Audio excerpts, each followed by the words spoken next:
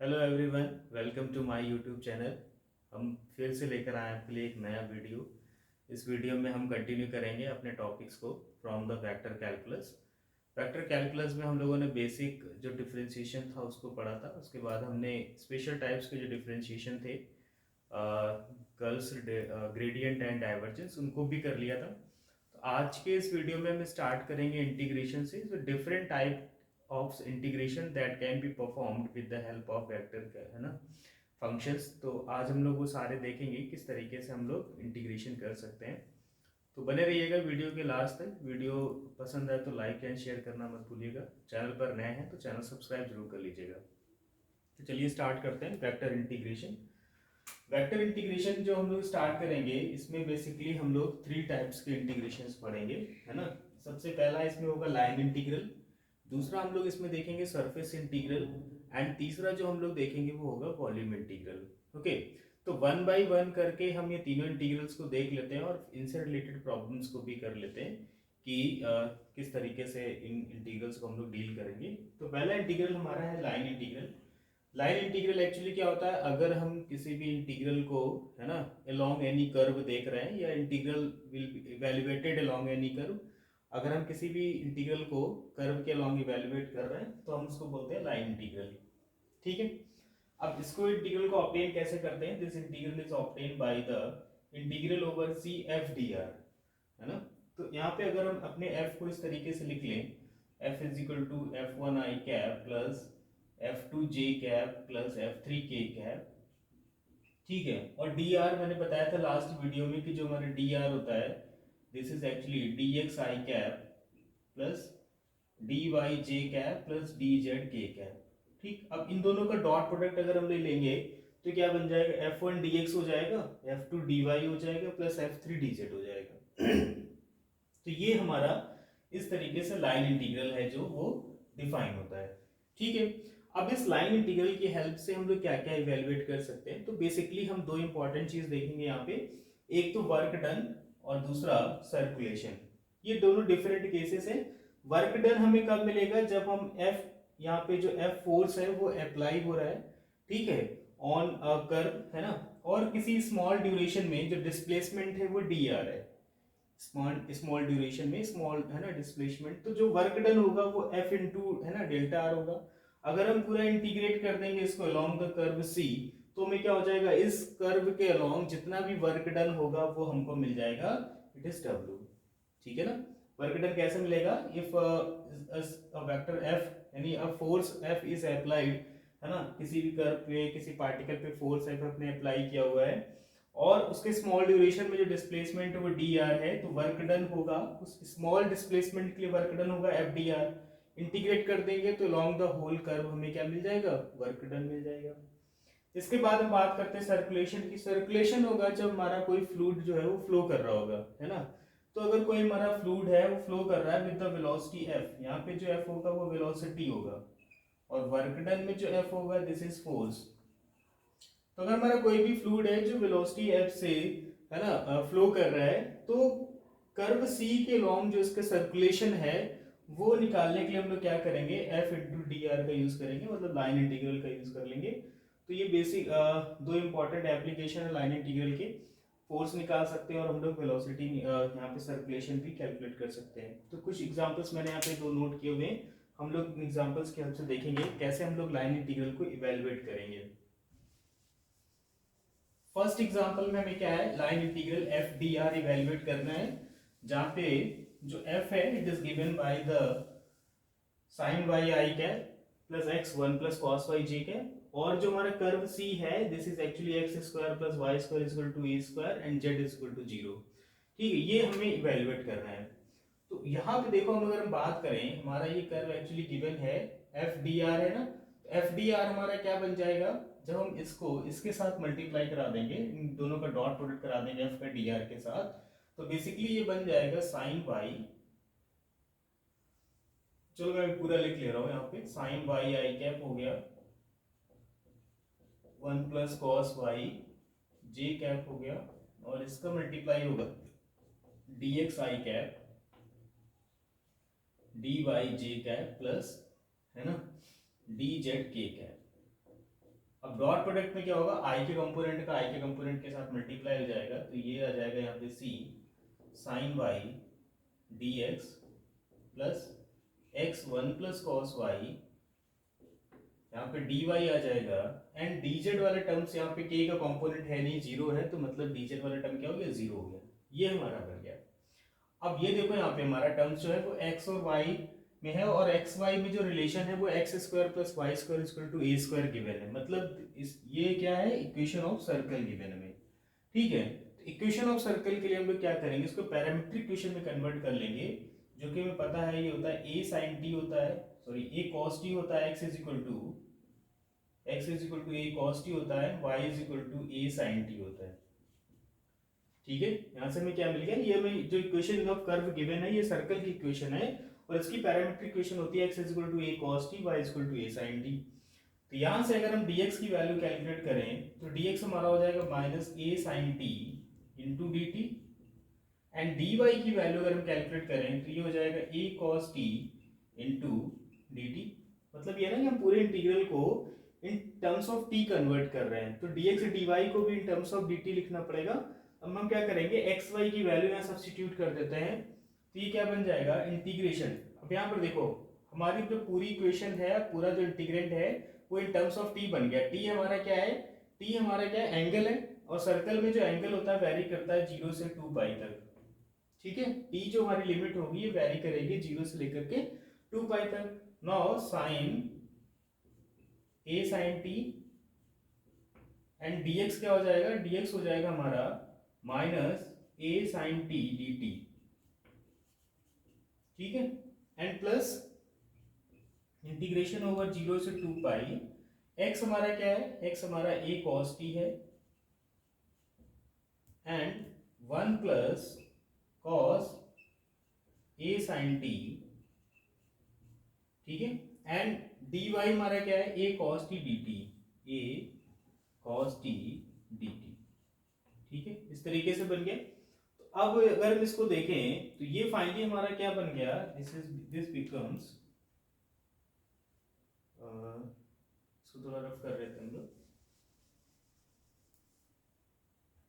ये हमारा बन गया 0 टू, ये माइनस हमारा बाहर आ जाएगा, ए बाहर आ जाएगा, 0 to 2 pi sine T and A sine to sine A sine T into D T, and यहाँ पे आ जाएगा प्लस, ठीक है, यहाँ पे ए यहाँ से बाहर आएगा, यहाँ से बाहर आ जाएगा, तो ए स्क्वायर हो जाएगा, ये इसके साथ में मिलेगा 0 टू 2 पाई, ये हो जाएगा cos square T and 1 plus cos a sin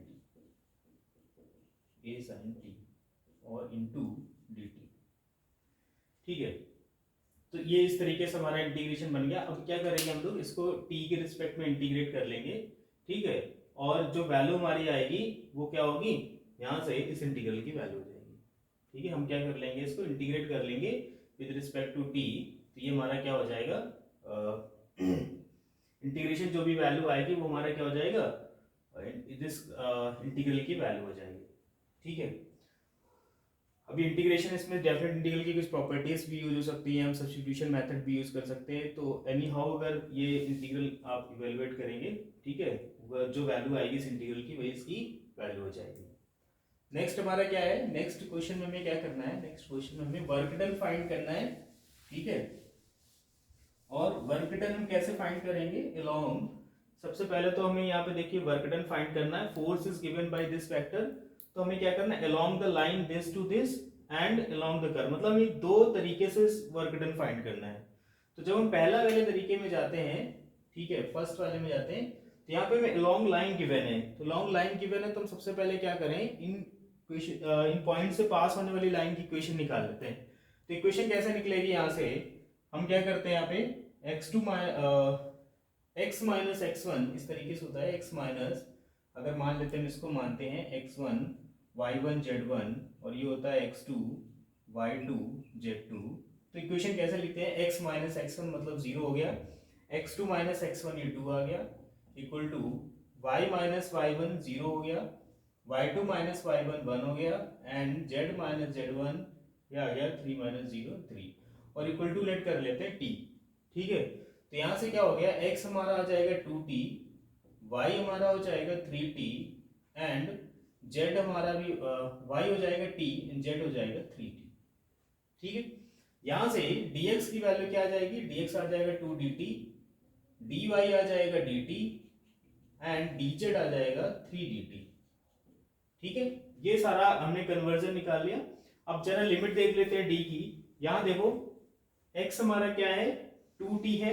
ठीक है, तो यहाँ पे x1 की वैल्यू क्या है 0 और यहाँ पे 2। तो अगर हम देखें यहाँ पे, तो यहाँ पे क्या हो जाएगा, हमारा जो लिमिट वेरी करेगा 0 to 1। ठीक है, अगर हम क्या करें t 0 रख लें तो 0 मिल जाएगा, t 1 रख लें तो 2 मिल जाएगा। सिमिलरली यहाँ भी t 0 रख लें तो y1 0 मिल गया, t 1 रख लें तो y2 1 मिल गया। तो हमारी जो t है, t वेरीज फ्रॉम 0 to 1। इसका मतलब ये है कि अगर हम t इक्वल टू 0 रख लें इसमें तो हमें फर्स्ट पॉइंट मिल जाना चाहिए, और t इक्वल टू अगर 1 रख लें इसमें तो हमें सेकंड पॉइंट मिल जाना चाहिए। ठीक है, और ये वैल्यू सब्स्टिट्यूट करके वेरीफाई कर सकते हो। अब चलिए हम लोग क्या कर लें, एफ डी आर हमें निकालना है ना। t हमारी लिमिट हो गई 0 to 1। एफ डी आर के लिए हमने क्या बताया था कि इसका मल्टीप्लाई डी आर के साथ होगा, तो क्या आएगा f1 dx, यानी ये हो जाएगा 3x square into D x plus f2 dy। तो f2 वाला टर्म क्या है हमारा 2xz minus y into D Y plus z dz। ठीक है, ये बन गया।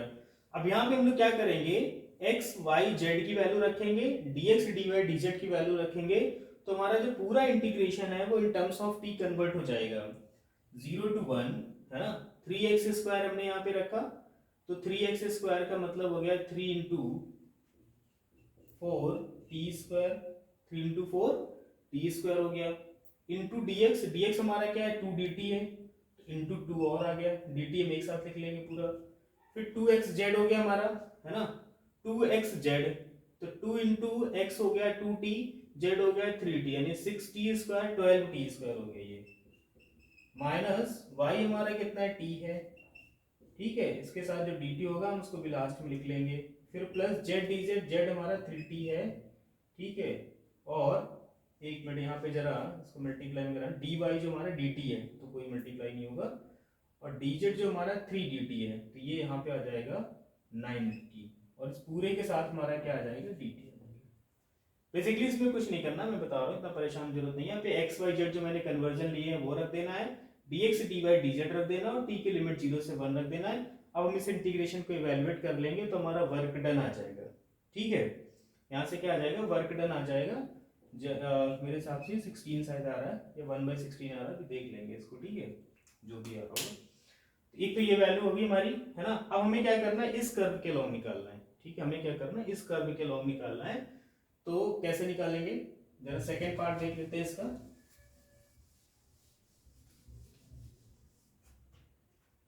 सेकेंड पार्ट में क्या है, देखो सेम चीज होगी ना, जब इंटीग्रेशन इवेलुएट कर रहे होंगे तो ये तो यही चीज आने वाली है, 3x square dx plus 2xz minus y dy and plus z dz, यही इंटीग्रेशन आने वाला है फिर से। अब यहाँ पे c जो हमारा है वो चेंज हो गया, अभी हमारी स्ट्रेट लाइन थी, अब कर्व हमारा हो गया x square equal to 4y 3x cube equal to 8z। तो यहाँ पे हम क्या करें, x को तो x ही रहने दें। ठीक है, y की वैल्यू हम इस रिलेशन से निकाल लें तो y हमारा क्या आ जाएगा, x स्क्वायर अपॉन 4 आ जाएगा, और z की वैल्यू हम इस रिलेशन से इवैल्यूएट कर लें तो z इज इक्वल टू आ जाएगा 3x क्यूब अपॉन 8। ठीक है, अब यहां से देखो अगर हम dx इवैल्यूएट करेंगे तो dx तो dx ही रहेगा क्योंकि हमने x को x ही रहने दिया है। y से अगर हम dy इवैल्यूएट करेंगे तो क्या आ जाएगा 2x upon 4 into dx। z से अगर हम dz इवैल्यूएट करेंगे तो ये हो जाएगा 9x square upon 8 into dx।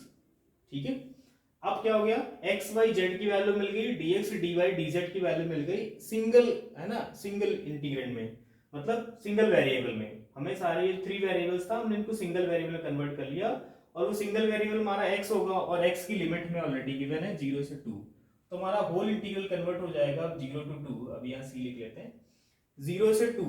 ठीक है, 3x square dx as it is रहेगा क्योंकि x में कोई चेंजेस नहीं किए हमने, प्लस 2x इंटू, अब z की वैल्यू यहाँ रख देते हैं 3x क्यूब अपॉन 8, है ना, माइनस वाई हमने क्या लिया हुआ है एक्स स्क्वायर अपॉन 4 और इसके साथ डी वाई की वैल्यू है 2x upon 4 into D x. Similarly हम क्या करेंगे z की वैल्यू रख देते हैं तो 3x cube upon 8 into D Z हमारा हो गया 9x square upon 8 into D x. अब पूरा इंटीग्रल हमारा x dx में कन्वर्ट हो गया है। लिमिट हमें 0 से 2 गिवन है, हम इसको इजीली इवैल्यूएट कर सकते हैं और हम ये देख भी सकते हैं कि दोनों से जो वैल्यू आ रही है वो हमारी फोर्स की वैल्यू, वर्क डन जो हमारा दोनों से होगा वो इक्वल होगा। ठीक है, तो इस तरीके से हम लाइन इंटीग्रल वाली प्रॉब्लम्स को करेंगे। ठीक है, अभी हम लोग इसके बाद है ना नेक्स्ट हमारा क्या है सरफेस इंटीग्रल। तो चलिए देखते हैं सरफेस इंटीग्रल क्या होता है। चलिए स्टार्ट करते हैं सरफेस इंटीग्रल को। तो सरफेस इंटीग्रल को भी हम लोग उस तरीके से डिफाइन कर सकते हैं लाइक हमने लाइन इंटीग्रल को डिफाइन किया था। तो जैसे लाइन इंटीग्रल को हमने क्या था कि integral evaluated along any line है ना is called as, या along any curve is called as line integral। तो regarding that है ना कोई भी इंटीग्रल हम along सरफेस इवैल्यूएट कर रहे हैं तो उसको हम लोग बोलेंगे सरफेस इंटीग्रल। ठीक है, तो सरफेस इंटीग्रल को अगर हम डिफाइन करें तो it is defined by integral over S is the surface F dot D S. ठीक है, डी एस जो होगा वो एलिमेंट्री पार्ट होगा उस सरफेस एस का। ठीक है, और एफ जो होगा ये एक वेक्टर पॉइंट फंक्शन होगा जो उस सरफेस एस पे डिफाइन होगा। इनका प्रोडक्ट हम ले लेंगे, इनका सम ले लेंगे और फिर इस सम को अगर हम होल रीजन पे ले लेंगे तो ये इस तरीके से हमारा क्या होगा सरफेस इंटीग्रल। थोड़ा सा ऐसे देख लें, मान लो कोई सरफेस है, इस पे हमने यहाँ पे ds ले रखा है इस तरीके से और इसी पे इस कोई पॉइंट P है, हमने ये फंक्शन डिफाइन किया हुआ है f ऑन दिस सरफेस, इस पूरे सरफेस S पे। तो क्या होगा पहले हम इस मान लीजिए यहाँ पे कोई पॉइंट है ना उसका एलिमेंट्री एरिया दिया था, तो इसका f ऑफ p मतलब इस तरीके से x y z हो गया है ना, इसका हम इसके साथ प्रोडक्ट ले लेंगे f डॉट डेल्टा s और फिर हम क्या करेंगे समेशन को सब पूरे होल सरफेस के लिए समेशन ले लेंगे। तो जो हमारा इंटीग्रल बनेगा वो हमारा सरफेस इंटीग्रल हो जाएगा। ठीक है, अब ये ds एक्चुअली होता है क्या, ds एक्चुअली नॉर्मल वेक्टर होता है। ठीक है, अगर हमें इसकी वैल्यू निकालनी होगी तो हम कैसे निकालेंगे, unit normal vector on the surface है ना, कैसे निकालेंगे unit normal vector on the surface into magnitude of this normal है ना, मैग्नीट्यूड ऑफ दिस नॉर्मल। तो यूनिट नॉर्मल वेक्टर जो सरफेस पे होगा और इसका हम क्या ले लेंगे, इसका मैग्नीट्यूड ले लेंगे। ठीक, तो इस तरीके से हमारा यहाँ पे देखो n वेक्टर क्या है, is the unit outward normal vector. जो भी सरफेस है उसमें बाहर की तरफ जो नॉर्मल वेक्टर लग रहा होगा वो हमारा यहाँ पे n है और वो यूनिट है। ठीक है, इस तरीके से है। तो इससे इसकी सरफेस इंटीग्रल की हेल्प से हम क्या ऑब्टेन कर सकते हैं, हम फ्लक्स ऑब्टेन कर सकते हैं कि अगर हमारा कोई फ्लूइड है जो फ्लो हो रहा है, ठीक है, विद वेलोसिटी f, तो जो फ्लक्स होगा है ना, इधर से एंटर किया और बाहर निकला, तो उसका जो फ्लक्स होगा it will be given bye integral over f into ds। ठीक है, अब इसी सरफेस इंटीग्रल के साथ साथ हम लोग वॉल्यूम इंटीग्रल को भी डिफाइन कर लें। तो वॉल्यूम इंटीग्रल का भी सेम है, कोई रीजन अगर हमारा E है वहाँ पे हमने एक एलिमेंट्री वॉल्यूम लिया है डेल्टा V और वहाँ पे एक फंक्शन वेक्टर फंक्शन डिफाइन किया गया है f। तो इनका जो प्रोडक्ट होगा ठीक है वो हमारा क्या करेगा, मतलब कोई हमारा रीजन E है ना, जो जिसका बाउंडेड वॉल्यूम अगर हमें निकालना है तो एलिमेंट्री वॉल्यूम हमने dv लिया, डेल्टा v ले सकते हैं और हमने क्या किया जो फंक्शन एक ऐसा फंक्शन लिया हमने जो कंटिन्यूअस भी है और उस पूरे सारे पॉइंट्स पे डिफाइन है, उनका जब प्रोडक्ट लिया और फिर हमने उसके सम को होल रीजन पे एक्सटेंड करा दिया तो हमें इस तरीके से ये वॉल्यूम इंटीग्रल मिल जाएगा। तो यहाँ पे देखो f हमारा क्या था, f1 i cap, f2 j cap, f3 k cap था और dv जो हमारा होगा ये dx dy dz के फॉर्म में होगा। तो जब इसका मल्टीप्लाई होगा तो इस तरीके से 3 पार्ट्स में ब्रेक हो जाएगा, f1 dx dy dz i cap के साथ, j कैप के साथ f2 dx dy dz और f3 dx dy dz। ठीक है, इस तरीके से हमारा ट्रिपल इंटीग्रल यानी वॉल्यूम इंटीग्रल भी इवैल्यूएट हो जाएगा। अब यहाँ पे जरा हम एक चीज ये देख लेंगे, जो हमारा ds है, ठीक है, अगर हम अपने सरफेस को डील कर रहे हैं एक्स वाई प्लेन पे, किस पे डील कर रहे हैं, एक्स वाई प्लेन पे, तो ये जो हमारा ds हो जाएगा ये इक्वल हो जाएगा dx dy upon magnitude of है ना यूनिट वेक्टर n है ना इनटू k कैप। मतलब यहाँ पे जो हमारा वेक्टर ये n आएगा, ठीक है, ये वेक्टर n ही लिख लें, यहाँ पे कंफ्यूजन नहीं रहेगा, उसका डॉट प्रोडक्ट कराना है k कैप के साथ, तो फिर उसका मैग्नीट्यूड। अगर हम इसको डील कर रहे हैं है ना yz प्लेन पे डील कर रहे हैं तो यहाँ पे dy dz आ जाएगा एंड अपॉन यहाँ पे आ जाएगा n वेक्टर ये n कैप इनटू, अब इसके साथ हमारा आ जाएगा i कैप। सिमिलरली अगर हम यहाँ पे इसको डील कर रहे हैं डी एक्स डी जेड पे, तो ये आ जाएगा एन के साथ जे कैप का डॉट प्रोडक्ट और फिर उसका मैग्नीट्यूड। तो डीएस हमारा इस तरीके से डिफाइन होगा रिगार्डिंग कि हम किस प्लेन पे डील कर रहे हैं, ठीक है। अब इसके बाद क्या है हमारा यहाँ पे, अगर हम यहाँ पे देखें कि ठीक है, यहाँ पे जो हमने सिंगल इंटीग्रल लिखा हुआ है ये ऑलवेज सिंगल इंटीग्रल नहीं रहेगा, it will B depend on the, अगर हमारा डीएस मतलब इसमें सिंगल लाइन इंटीग्रल में कन्वर्ट हो जाएगा तो या सिंगल इंटीग्रल, और अगर सरफेस इंटीग्रल में कन्वर्ट होगा तो डबल इंटीग्रल आ जाएगा। इस तरीके से नंबर ऑफ इंटीग्रल कैसे होंगे वो डिपेंड करेगा हमारे यहाँ पे जो डीएस की वैल्यू होगी, यानी हम किस प्लेन पे डील कर रहे हैं अपने इंटीग्रल को, ठीक है। चलिए अब इसके बाद हम कुछ प्रॉब्लम्स मैंने लिखी हुई हैं, चलो इनको देख लेते हैं किस तरीके से हम ये प्रॉब्लम्स को करेंगे, है ना, कैसे हम नॉर्मल वेक्टर निकालते हैं और किस तरीके से हम इन प्रॉब्लम्स को सॉल्व करेंगे। वॉल्यूम इंटीग्रल से रिलेटेड कोई स्पेशल प्रॉब्लम नहीं है, बट क्या है ना, इसका यूज होगा जब हम आगे थ्योरम्स करेंगे, Green's, Stokes and divergence theorem, तो वहाँ पे हम मतलब वॉल्यूम इंटीग्रल का भी एक एप्लीकेशन मिलेगा हमको, बट स्पेशल कुछ प्रॉब्लम्स नहीं है। स्पेशल प्रॉब्लम्स जो हमको मिलेंगी एग्जाम में वो लाइन इंटीग्रल और सरफेस इंटीग्रल से रिलेटेड ही हो। तो यहाँ पे देख लेते हैं, पहला जो सरफेस इंटीग्रल इवेल्युएट करना है, ठीक है, इसमें क्या लिया है कि इसको इवेल्युएट करना है एस, यानी जो सरफेस हमारा है it is given by the sphere, ठीक है। देखो जरा यहाँ पे हमारा ds लिखा हुआ है, तो इसको हम लोग लिख सकते हैं y z i कैप, ठीक है, plus z x j cap plus x y k cap, ठीक है, एंड इनटू यहाँ पे क्या आ जाएगा, यहाँ पे आ जाएगा unit normal vector n into ds, ठीक है, इस तरीके से ये आ जाएगा हमारा। अब यहाँ पे देख लें, अगर हम यहाँ पे यूनिट नॉर्मल वेक्टर n है, और ये नॉर्मल वेक्टर n किस पे यूनिट नॉर्मल वेक्टर है, जो हमारा सरफेस s होगा, ठीक। और हमने पिछले वीडियो में पढ़ा था कि किसी सरफेस पे अगर मैं नॉर्मल वेक्टर निकाल रहा हूँ तो हम क्या निकाल लेंगे, उसका ग्रेड निकाल लेंगे, ग्रेडियंट निकाल लेंगे, ठीक है। तो अगर हम n की बात करें, वेक्टर n की बात करें, तो वेक्टर n हमारा क्या हो जाएगा, है ना, ग्रेड ऑफ, यहाँ पे जो हमारी इक्वेशन गिवन है X square plus Y square plus Z square minus A upon magnitude of this grade,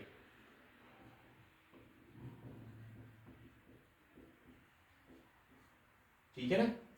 किस तरीके से ग्रेड डिफाइन होगा, मतलब ये जो यूनिट नॉर्मल वेक्टर है किस तरीके से डिफाइन होगा, ग्रेड निकाल लेंगे, उसके मैग्नीट्यूड से डिवाइड करा देंगे तो हमारा ये वैल्यू आ जाएगी। तो चलो जरा देख लेते हैं, इसका ग्रेड क्या हो जाएगा, 2x i cap plus 2y j cap plus 2z k cap, ठीक है। और अपॉन में, है ना, इसके ग्रेड का मैग्नीट्यूड यानी इसी का मैग्नीट्यूड निकालना है, तो अंडर रूट क्या आ जाएगा, 4x square plus 4y square plus 4z square, ठीक है, ये वैल्यू आ गई। अब हमें क्या करना है, ठीक है, हमको क्या करना है, यहाँ पे इसको यहाँ पे रख देना है, तो ये वैल्यू हमारी हो जाएगी इंटीग्रल, है ना। अब हमारा डबल एस जो है ना, वो कन्वर्ट हो गया, अभी इसको ऐसे ही रखते हैं हम लोग। यहाँ पे देखो इसका प्रोडक्ट इसके साथ डॉट प्रोडक्ट होगा, ठीक है, इसके साथ डॉट प्रोडक्ट होगा, तो ये क्या बन जाएगा हमारा, i का i के साथ मल्टीप्लाई जब होगा तो ये बन जाएगा 2xyz, ठीक है, प्लस इसके साथ मल्टीप्लाई होगा तो ये भी हो जाएगा 2xyz, प्लस इसके साथ मल्टीप्लाई हो जाएगा, ठीक है, तो b क्या बन जाएगा 2xyz, और होल अपॉन में क्या रहेगा हमारे पास, under root of 4x square plus 4y square plus 4z square into, यहाँ पे ds को हम लोग लिख सकते हैं dx dy, हम xy प्लेन पे इसका प्रोजेक्शन ले लेते हैं, और magnitude of n dot k cap, ठीक है। अब यहाँ पे देखो इस रूट की वैल्यू से क्या कर सकते हैं हम लोग, 4 कॉमन कर सकते हैं, तो बचेगा X square plus Y square plus Z square, और इसकी वैल्यू क्या है, ए स्क्वायर है, तो ये हो गया 4a स्क्वायर मतलब 2a, है ना, तो 1/2a आ गया, ठीक है, इंटीग्रेशन आ गया, ठीक है। अब यहाँ पर देखो ये हो गया 6xyz, xyz हो गया ये, ठीक है, और इनटू यहाँ पे आ गया dx dy upon n dot k cap, n dot यानी n हमने जो नॉर्मल वेक्टर निकाला था यानी ये वैल्यू, ठीक है। अब इसका हमें प्रोडक्ट कराना है k कैप के साथ, तो ये वैल्यू क्या आ जाएगी, ये वैल्यू हमारी आ जाएगी 2z, है ना, ये वैल्यू हमारी क्या आ जाएगी 2z आ जाएगी। देखो यहाँ पे n डॉट k कैप ले रहे हैं, ठीक है, के कैप के साथ मल्टीप्लाई होगा तो आई जे वाले जीरो हो जाएंगे, सिर्फ 2z आएगा। ठीक है, इसके साथ यहाँ पे n लिख देते हैं, तो क्या आ जाएगा, सिर्फ 2z आ जाएगा हमारा, उसका मैग्नीट्यूड भी 2z रहेगा। तो यहाँ से 2z को अगर हम कैंसिल करें तो ये z से z कैंसिल हो जाएगा और ये आ जाएगा 3। ठीक, तो अब अगर हम देखें हमारा होल इंटीग्रल कन्वर्ट हो गया 1/2a, यहाँ पे हमारे पास डबल इंटीग्रल है और क्या बचा यहाँ पे 3, यहाँ पे बाहर आ गया तो 3 आ गया और ये हो गया एक्स वाई। ठीक है, dx dy, X Y and dx dy आ गया। अब देखो हमने इसका प्रोजेक्शन लिया हुआ है एक्स वाई प्लेन पे, तो उसके लिए क्या करना पड़ेगा, मैं z इक्वल टू 0 रखना पड़ेगा यहाँ पे। z 0 रख दिया मतलब ये कन्वर्ट हो गया X square plus Y square equal to A square में। तो x हमारा 0 से a वेरी कर जाएगा, ठीक है, इस तरीके से ले सकते हैं, और y हमारा 0 से लेकर के अंडर रूट ऑफ, है ना, ए स्क्वायर माइनस एक्स स्क्वायर तक हो जाएगा। पर यहाँ पे हमें किसी क्वाड्रेट की बात नहीं की गई तो माइनस से ले लेंगे, minus A square minus X square to, है ना, इस तरीके से ले लेंगे।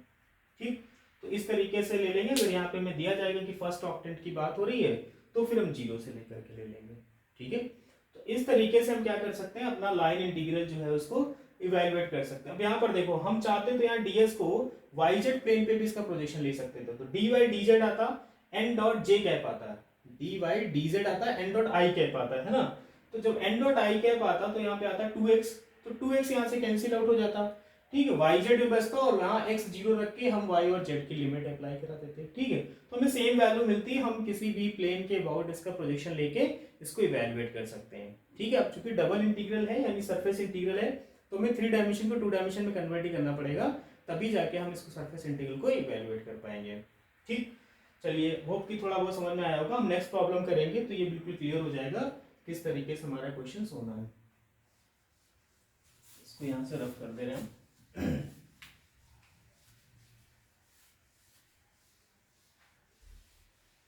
ये देखो, बहुत ही बढ़िया प्रॉब्लम है ये। इस एक प्रॉब्लम से आपको पूरा सरफेस इंटीग्रल एक्चुअली समझ में आ जाएगा। देखो हमें ये इंटीग्रल इवेलुएट करना है। ठीक है, f हमारा गिवन बाय दिस है और s जो रीजन है वो बाउंडेड बाय द सर्कल है y square plus Z square is equal to 9, x is equal to 0, x is equal to 2, y is equal to 0 and z is equal to 0। ठीक है, चलिए पहले इसका figure draw कर लेते हैं। ये इस तरीके से हमने ले रखा है यहाँ पे ये। ठीक है, इसको थोड़ा सा हम लोग ऐसे बनाते हैं। तो ये हमारा y एक्सिस हो गया, ये हमारा z एक्सिस हो गया और ये हमारी x एक्सिस हो गई। ठीक है, पहली क्वेश्चन में दिए y square plus Z square is equal to 9, यानी yz प्लेन पे हमें क्या करना है, एक सेमी सर्कल बना देना ऐसे करके, सेमी क्या बल्कि क्वाड्रेंट बना देना सर्कल का। ठीक है, ये बन गया। ठीक है, और ये पॉइंट, ये जो रेडियस होगी ये 3 तक जाएगी। इसके बाद x इज इक्वल टू 0 लेना है, x इज इक्वल टू 0 तो यही पॉइंट है हमारा, x इज इक्वल टू 2 हमारा ये पॉइंट होगा कहीं पे। ठीक है, y इज इक्वल टू 0 भी यही पॉइंट है और z इज इक्वल टू 0 भी यही पॉइंट है। ठीक, अब जरा देख लेते हैं किस तरीके से बनेगा। तो यहाँ पे भी हम इसको ऐसे से यहाँ से बढ़ाएंगे। ठीक है, इसको भी ऐसे बढ़ाएंगे, इसको हम यहाँ से ऐसे ज्वाइन करा देते हैं, इसको यहाँ पे ऐसे ज्वाइन करा देते हैं और ये वाला जो पोर्शन है उसको हम ऐसे ले आते हैं। ठीक है, तो ये फाइनली बन गया हमारा, क्या बन गया, ये हमारी डिस्टेंस जो है वो 3 है और ये भी डिस्टेंस हमारी 3 है, ये डिस्टेंस हमारी 2 है। तो इसको अगर हम O नाम दे दें, ठीक है, इसको हम A दे देते हैं, इसको B और इस वाले को C लिख देते हैं। ठीक है, और इसको D लिख देते हैं, इसको E लिख देते हैं। तो ये हमारा है ना बाउंडेड फिगर है जहां पे हमें क्या करना है, इस सरफेस इंटीग्रल को इवेलुएट करना है। तो अब यहाँ पे देखें हमारा जो फिगर है उसमें कितने सरफेस इन्वॉल्व हैं। तो अगर हम अपने इंटीग्रल को लिखेंगे यहाँ पे डबल ये S F and D S को, तो यहाँ पे जितने भी सरफेस इन्वॉल्व है हम सबके लॉन्ग इसका इंटीग्रल निकाल लेंगे और सबको प्लस कर देंगे। तो अगर हम इसको लिखें तो पहला हम अगर देखें तो हमारा पहला बन जाएगा ओ ए ई बी, यानी ये रेक्टेंगुलर वाला पार्ट। ठीक है, ओ ए ई बी, इसके लॉन्ग देख लेंगे हम लोग F dot N D S. ठीक है, फिर प्लस सेकेंड वाला हम लोग देखें, ये रेक्टेंगुलर पार्ट देख लें हम लोग, ये वाला ओ ए डी सी या ओ सी डी ए, इस तरीके से ओ सी डी ए, और यहाँ पे भी आ जाएगा F dot N D S. फिर प्लस हम लोग कर लेंगे। थर्ड वाला हमारा, हम इस सर्कुलर पार्ट को देख लें, ओ बी सी देख लें, ओ बी सी पे देख लेते हैं, और सेम चीज F dot N D S. फिर प्लस फोर्थ हम इस वाले सर्कुलर पार्ट को देख लेते हैं, ए डी ई को, ए डी ई, और यहाँ पे भी F dot N D S, and plus एक फाइनल हमारे पास फिफ्थ वाला है, जो ये वाला पोर्शन हमारा ऐसे बन रहा है, यानी B C D E, B C D E, और यहाँ पे क्या आ जाएगा F dot N D S. ठीक है, ये 5 सरफेसेस से मिलके हमारा रीजन बना हुआ है। इन सारे सरफेसेस पे हमें क्या करना है, अपने इंटीग्रल को इवेलुएट करना है, और फिर हमें सबको ऐड कर देंगे तो हमें रिक्वायर्ड रिजल्ट जो है वो मिल जाएगा। ठीक है, चलिए पहले देखते हैं। पहले हमारा प्लेन है ओ ए ई बी, ये लो देखिए, तो ओ ए ई बी। अगर देखें हम इस वाले प्लेन को, इस वाले प्लेन की बात कर रहे हैं हम, तो ये प्लेन हमारा किसमें, एक्स वाई प्लेन पे है। किस पे, एक्स वाई प्लेन पे। तो ये सरफेस ऊपर से तो बंद है, हमें क्या चाहिए, आउटवर्ड इसका चाहिए, आउटवर्ड नॉर्मल वेक्टर चाहिए। तो अगर एक्स वाई प्लेन पे परपेंडिकुलर लाइन की बात की तो z axis as a normal काम करेगा, है ना। तो जेड के लॉन्ग कंपोनेंट क्या होता है, के कैप होता है। तो इस वाले प्लेन पे जो नॉर्मल होगा वो माइनस के कैप होगा। ठीक है, नॉर्मल क्या हो जाएगा, माइनस के कैप। इसके लॉन्ग अगर हम देख लें ओ ए ई बी एफ डॉट, ये हमारा के कैप आ जाएगा माइनस का। ठीक है, और डीएस के लिए हम लोग क्या लिखना पड़ेगा, हम एक्स वाई प्लेन पे देख रहे हैं, तो डीएक्स डी वाई आ जाएगा अपॉन एन, हमारा क्या है, माइनस के कैप आया है, और इंटू के कैप और देख लेंगे हम लोग, माइनस के कैप आया और इंटू के कैप और देख लेंगे। फिर आएंगे प्लस पे। ठीक है, प्लस के बाद क्या है, ओसीडीए। सिमिलरली हम ओसीडीए के देख लेते हैं। ओसीडीए हमारा किस पे काम कर रहा है, एक्स और जेड पे काम कर रहा है। ओसीडीए किस पे कर रहा है, एक्स और जेड पे काम कर रहा है। इसके लिए जो नॉर्मल वेक्टर होगा वो opposite to the y axis होगा, पॉजिटिव वाई एक्सिस। तो माइनस जे आ जाएगा यहाँ पे, तो ये आ जाएगा F dot minus j cap. ठीक है, अब हम एक्स जेड प्लेन पे आ गए, तो dx dz हो जाएगा, एंड अपॉन में क्या आ जाएगा, magnitude of J cap dot J cap. ठीक है, फिर हम लोग क्या कर लेते हैं, प्लस कर लेते हैं जरा। इंटीग्रल क्या लेना है हमें, ओबीसी लेना है, ओबीसी। ओबीसी हमारा ये सर्कुलर पार्ट है जो कि हमारा किस पे, वाईजेड प्लेन पे। तो वाईजेड प्लेन के लिए हमें क्या मिलेगा, हमें वाईजेड प्लेन के लिए मिल जाएगा नेगेटिव ऑफ एक्स एक्सिस। ठीक है, क्या मिल जाएगा, नेगेटिव ऑफ एक्स एक्सिस। तो नेगेटिव ऑफ एक्स एक्सिस मतलब माइनस आई कैप, तो ये हो जाएगा F dot minus i cap. ठीक है, एंड ये मिल जाएगा वाईजेड प्लेन पे है, तो d y d z upon magnitude of minus i cap dot i cap. इसके बाद प्लस हम लोग कर लेंगे। नेक्स्ट हमारा पार्ट क्या है, हमारा पार्ट मिलेगा ए डी ई। ठीक है, ए डी ई मिल जाएगा। ए डी ई को अगर हम देख लें तो हमें क्या मिलेगा, इस पे एफ डॉट आई कैप मिल जाएगा, क्योंकि इस पे आउटवर्ड जो होगा अलोंग एक्स एक्सिस ही होगा, पॉजिटिव एक्स एक्सिस, तो आई कैप मिल जाएगा। और ये जो हमारे डीलिंग होगी, ठीक है, ये वाला जो पार्ट हमारा होगा, तो इसमें एक्स और जेड वेरी कर रहा है। ठीक है, क्या वेरी कर रहा है, इस वाले के लिए हमारा ये एक्स वेरी किया और ये जेड वेरी किया, नहीं सॉरी ये एक्स नहीं है ना, ये एक्स तो यहाँ पे फिक्स हो गया, 2 हो गया, वाई वेरी किया और जेड वेरी किया। ठीक है, वाई किया और जेड वेरी किया, तो ये हो जाएगा d y d z upon, यहाँ पे आ जाएगा हमारा i cap dot i cap. ठीक है, अब इसके बाद हमारा क्या बचा, यहाँ पे प्लस एक लास्ट वाला बचा। अब देखो यहाँ पे, अब इस वाले सरफेस की बात कर रहे हैं, तो इस वाले सरफेस की अगर हम इक्वेशन की बात करें तो ये हमारी है y square plus Z square is equal to 9। ठीक है, तो इस सरफेस की equation y square plus Z square equal to 9 है। अगर इस पे हम निकालेंगे नॉर्मल वेक्टर, तो it will be given by F dot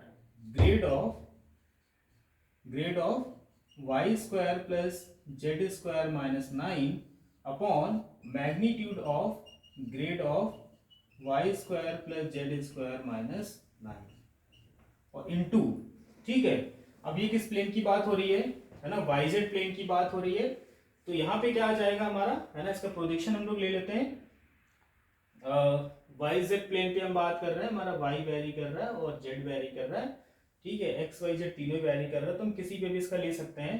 तो यहाँ पे अगर हम मान लेते हैं डी एक्स डी वाई हमने लिया, ठीक है, या अगर हम वाई जेड पे ही ले रहे हैं तो डी वाई डी जेड ले लेते हैं, डी वाई डी जेड ले लेते हैं, और अपॉन में क्या लिख देंगे, यहाँ पे जो भी यहाँ पे वैल्यू आएगी वेक्टर एन की, इसका डॉट प्रोडक्ट ले लेंगे हम लोग किसके साथ, आई कैप के साथ। ठीक है, इस तरीके से। इसका हम लोग प्रोजेक्शन जो है वो वाई जेड पे भी ले सकते हैं। ठीक है, तो इस तरीके से बन गया। अब जरा पहले वाले केस में देखें, F into minus i cap, तो एफ के साथ ये है, आई कैप के साथ क्या आ जाएगा, 4x z² आ जाएगा, यानी -4x z² आ जाएगा, ये वैल्यू 1 हो गई। अब अलोंग हम एक्स वाई प्लेन पे ले रहे हैं, तो एक्स वाई प्लेन पे जेड की वैल्यू तो 0 होगी, तो यहाँ पे क्या होगा, जो जेड आएगा उसकी 0 रख देंगे, 0 हो जाएगा, ये भी 0 हो जाएगा, और सिमिलरली ये भी 0 हो जाएगा। ठीक है, क्योंकि हम along x y y z और इस तरह के प्लेन्स पे बात कर रहे हैं, सब 0 हो जाएंगे। जब यहाँ पे एफ डॉट आई की बात आएगी इस वाले के लिए, ए डी ई के लिए, ठीक है, एफ डॉट आई हमारा क्या हो जाएगा, एफ डॉट आई हो जाएगा 2x² वाई। अब जरा इसको देख लेते हैं हम लोग। ठीक है, हम फोर्थ वाले को इवेलुएट कर रहे हैं अभी, integral over A D E. ठीक है, एफ डॉट आई हमारा कितना हो गया, 2x² y into D y d z upon, ये आई डॉट आई 1 हो गया, इसका काम खत्म हो गया। ठीक है, अब यहाँ पे देखो x जो हमारा है वो कहां से कहां तक वेरी कर रहा है, x तो हमारा फिक्स है, इस वाले के लिए 2 है ना, इधर भी और इधर भी, तो x की जगह हम 2 रख देंगे। तो अब यहाँ पे क्या बचा, सिर्फ y बचा, और y हमारा कहां से कहां तक जाएगा, 0 से लेकर के 3 तक। ठीक है, y हमारा 0 से, सॉरी y हमारा, हाँ y हमारा 0 से 3 है, और z भी हमारा 0 से 3 है, तो 0 to 3, 0 to 3। ठीक है, 2, और ये यहाँ पे मैं x इक्वल टू 2 रख दिया, तो 2² हो गया, और into y d y d z आ गया, तो यहाँ से 8 बाहर हो गया। ठीक है, y का हम लोग कर लेंगे, तो y²/2 आ जाएगा, y²/2, इसको हम लिमिट अप्लाई कर देंगे 0 to 3। ठीक है, तो ये 9/2 आ जाएगा, और यहाँ पे रहेगा डी जेड, तो ये बन जाएगा 9/2 यानी कि 36। ठीक है, और फिर हमने z का कर लिया, तो z का डी जेड का z आ गया 0 to 3। ठीक है, तो ये बेसिकली हमारा कितना हो गया, यहाँ पे हमने इसको 4 किया था, 9 4 36 हो गया, और यहाँ पे 3 आ जाएगा, तो ये 108 आ जाएगा, ये वैल्यू हमारी कितनी आ जाएगी, 108 आ जाएगी। सिमिलरली हम क्या कर लेंगे, इस वाले पार्ट को इवेलुएट कर लेंगे, ग्रेड ये 2y + 2z आ जाएगा, और अपॉन में आ जाएगा, है ना, 4y² मतलब 2y + 2z आएगा, फिर मैग्नीट्यूड निकाल लेंगे, 4y² + 4z², 4 कॉमन कर लेंगे, 9 रख लेंगे यहाँ पे। ठीक है, ये सारी चीजें इवेलुएट करने के बाद जब इस इंटीग्रल को इवेलुएट कर लेंगे, तो फिर क्या करेंगे, हमारे फर्स्ट 3 इंटीग्रल तो 0 हो गए, फोर्थ की वैल्यू 108 आ गई, फिफ्थ वाले की वैल्यू निकाल लेंगे, इनको ऐड कर देंगे, तो पूरा हमारे सरफेस इंटीग्रल की वैल्यू आ जाएगी। ठीक है, अब इसके बाद जो कुछ थ्योरम्स बची हुई है, Green's theorem, Stokes theorem and Gauss divergence theorem, ये हम लोग नेक्स्ट वीडियो में कर लेंगे। आई होप कि ये लाइन इंटीग्रल और सरफेस इंटीग्रल वाला कॉन्सेप्ट पसंद आया होगा, तो please like share and subscribe करना मत भूलिएगा। Thank you.